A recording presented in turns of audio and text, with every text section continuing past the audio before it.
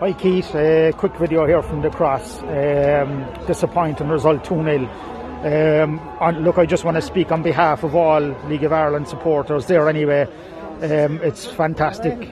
I hope every club gets the opportunity to get all the fans back out. It's amazing, and to be honest with you, like my eyes filled up at the start of the game because like I love this club so much, and it's great to be back out here. So I speak on behalf of all the League of Ireland fans there that I hope that that every club can have fans back out soon enough in connection with the game. It's great to be back, and a lot of it too, again, as I said, what I say in the videos is the same problem with City, just lack of experience, lack of intelligence on the ball, not physical enough, and just streetwise, rushing the ball, not holding on to the ball when they need to hold on to it. Again, look, I'm saying it week in, week out, and I thought it'd be different tonight, but the same problem again with City. Dylan McGlade and Ronan Hurley down their left side. City are in serious trouble on that side of the pitch. They got caught big time, not physical enough. And they just Cabinteely, City had a lot of the ball but done nothing with it. Again, 3/4 of the way up the pitch, up in the final third, City couldn't do the damage. For City, Jack Byrne played well in midfield, and or Alec Byrne, sorry, Alec Byrne played well in midfield. My apologies. And Gordon Walker played very well. Yeah, Gordon Walker played very well in midfield as well for City. That's basically it, Keith. That's basically it, Keith. Look, we leave it here at the cross. City are going to be a couple of years down here. You can see it. They're going to be two or three seasons in the first division, Keith. Okay, and thanks again. And look, as I said, in connection with every League of Ireland club, it's great to be back, and I hope all the clubs get fans back at their ground because they all need it. Cheers. Finished here in the Carlisle. Shelbourne have come away with a comfortable 4-1 win. Bray Wanderers 1, Shelbourne 4. 3 penalties in the game. The first came to Shelbourne after Aaron Barry took Shane Farrell down in the box. Deserved penalty, and Alan Patchell pointed the spot. It was duly converted by Michael O'Connor. Bray equalised a couple of minutes later. Another penalty, and Conor Clifford put the ball to the right hand side of Brendan Clark. Shells took a 2-1 lead into the break. Free kick on the Shells left, and Ryan Brennan headed the ball, or shouldered the ball into the net from all of 4 yards. Shells went further in front with another penalty. Disputed handball, and Ryan Brennan put the ball into the top corner. Brian Maher had absolutely no chance, and then to make matters worse for Bray, Shells scored from a corner late on in the game. I'm not sure if it was Ali Gilchrist or Luke Bourne that put the ball into net, but they scored with a header to make it 4-1. Not good news for Bray, and they'll be hoping to go into the game next week against UCD with a bit more confidence than they showed tonight. They're 4 points outside the playoffs. They're 5 points off second, but they're also 5 points off second last. So not a good night for Bray. Fantastic night for Shelbourne. Deserved winners, and they will be deserving first division winners as well. So again, it finished Bray Wanderers 1, Shelbourne 4. Hi everyone, Dad here from Bohemian FC fan group. Match reaction to our 1-1 draw with Derry. Once again, a lot of us Bohs fans are very disappointed with his results. We went 1-0 up again, and again in the 85th minute onwards, we threw it away. We threw away 3 points again. This is like the 5th or 6th time now this season that this has happened. Like, the lads should know by now that they should be able to hold the lead by now. A few of the players towards the end, they had a chance to drive the ball into the corner, to hold it up, to run down the clock, and they didn't do it. They were messing around with it last, and ultimately we conceded. It's just not good enough, like. And that's why we are where we are on the table, like. let alone not scoring goals. Like, this is just, that's not good enough. Like, lads should know by now. They should be able to see out these wins. Like, 85th minute, again, conceding again. Like, it's just not good enough. Like, the game was sloppy enough for large periods of time. Shouts for a penalty for Derry in the first half, maybe. But look, Coot got a good goal. Outside the box, slow driven into the bottom corner. I thought we were going to get the win then and hold on, but we didn't. And we've got a very tough test against Strata. Well, credit to Derry, they kept going at us, and teams know that by now. If you keep pushing us towards the end, we're most vulnerable and we will concede. And again today, we showed that again. We didn't mark our players. We lost possession of the ball. We conceded another City goal. Patrick had a very good free kick in the first half. Talbot made a very good save. Kept us in it. He was very smart today. He was obviously, he did all the things right. Very hard to pick out any proper players. The lads just weren't really at it today. Tierney and Devine had strong work rates as well as always.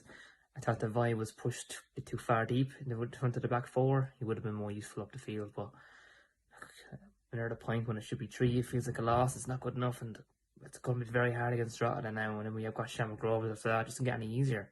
Very difficult, and I'm very disappointed again. Just like every Bulls fan is right now. Cheers, lads. Okay, so just after watching the Waterford Dundalk game there, that was bad. What can I say? Just from the stream being bad in the first half, just looking like you're watching pictures moving a wee bit, to the absolute shambolic display in the second half. Like, no offence to Waterford, but with the run they've been on coming into that game at home with fans, you want to be showing off to your fans now when you don't want to be losing 3-1 and not putting up a fight. They put up no fight whatsoever. It was shameful, I thought. Can't blame the chairman, he wasn't on the pitch. Players, like, there's big names in that team, I think, that should have been doing better. I know we're missing a few. You could see that in the midfield. Chris Shields, the Bebo were both very missed, as was Djokovic. I thought he was quite missed as well. He normally gets a good few balls in, but today it wasn't happening. It wasn't happening for Dundalk whatsoever. The only bright spark I saw from the whole game was Mitskogan's run that gave to the penalty. I thought he did very well. Held up the defender, forced him to pull his jersey and gave the penalty, and Jesus Perez got on, and the only reason that's really a good point for me is I sponsored him, so I get that jersey at the end of the season. That's really the only bright sparks of the game for Dundalk. I can't think of anything else. I'm not looking forward to the next game. I haven't even looked yet to it. I can't remember off the top of my head who it is, but I'm not looking forward to it. See you later, lads. Full time and Blues 3, Dundalk 1. It's been a long time since the last win, and even longer time since the last win that was as deserved as that. That was absolutely fantastic. From beginning to end, they never stopped trying. It would have been very easy, and we've seen it so often in the past, for the Blues to stop trying when they went 1-0 down, but that didn't happen. The opposite happened. That spurred them into action. John Martin, I think, for the 2 goals, has to get man of the match. His positional awareness is fantastic. Just knowing where to be and when to be there, it's so invaluable to the team. Jamie Maskell and Dara Power played exceptionally well. Taught Jack Stafford playing defence. They finally figured out that headache, of... it seemed like she and Newell were determined to play Jack Stafford as left winger. Playing Maskell in that role and letting Jack Stafford do more of the defensive work, it seems obvious, But I thought, as well as that, Adam O'Reilly outstanding as well. Really, just a complete performance. You can argue that Dundalk are in crisis at the moment, but Dundalk and many other teams that we've played before have been in crisis when we've played them, and we haven't punished them like that, like we did tonight. Just Richard Forrest ownership couldn't have got off to a better start, and delighted for Mark Bircham and all the lads. They've really worked hard for this, and they haven't got a reward for it so far, but tonight that's changed. We're off the foot of the table now. I hope we can keep it that way for the rest of the season. Hopefully look up the table. if results keep going our way. Don't want to say the good times are back yet, but if they keep them up like that, they won't be long coming. Hey everyone, Philly here. Just match reaction to Shamrock Rovers and Finn Harps, obviously ending 1-1. Look, personally, disappointed with the result, but saying that, Finn Harps, I thought were brilliant tonight. Just everything about them, everything they've been this season, they were tonight, you know. Rode their luck a bit at times, but personally thought they were well deserved of a point, you know.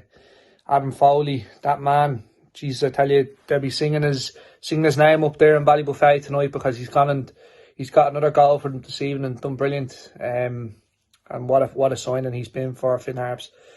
Look, Rovers, it's frustrating, as I said, but again, Finn Harps aren't a team that we can take lightly anymore, you know. But saying that, being champions, you expect to win these types of games. Look, we're just not firing at the minute, and that's as simple as that. Like, you know, it's just not happening. You can't, as Keith alluded to previously, you can't score in the last minute every week. And although we pushed our luck towards the end and tried to go for it, it just wasn't to be. A couple of taint penalty appeals, in my opinion. I didn't think any of them were. I think Gannon might have took a dive for one of them, or was looking for it at least, and was given a yellow card. I thought that was fair. But no, overall, look, it's a bit of a punch in the gut to think that 5 games ago you're top of the league, and now if Sligo win this weekend, they're 4 points ahead. You know, yeah, overall disappointed, but again, we can only go again next week now, so onwards and upwards. And yeah, brilliant to see fans back, and yeah, can't wait for the next game, so roll on next week. Final score tonight from Tal Stadium: Shamrock Rovers 1, Finn Harps 1. Fantastic result this evening for Finn Harps. Not many people gave us any hope to getting a result tonight. Well deserved point. Overall, the performance from the team is really good. Gave away a very sloppy goal in the first half by a mistake by Siddiqui, led in Gaffney, who scored across to Aaron Green. Second half, they came in a bit more. We changed the formation around. We pushed Foley up front alongside Tunde, and Foley came up with the goods in the second half. Great ball by Barry McNamee, who led Foley, who got the goal through McMillan's legs. I thought the midfield played really well tonight. Mark Coyle, even had a book in the first half, won a lot of battles in the whole game. And William Seymour had a great game too, who was signed from Sligo over the start of the season. Dan Manaroo got the man of the match this season. Thought he was very biased by Brian Gartner, but what do you expect? Overall, great performance, great point. Got the derby now next Friday against Derry City, who drew 9 against Bohemians, 1-1, who scored a late goal in the 94th minute. But overall, happy enough with the performance, looking forward to the derby. All I can say, one more time, up the Harps.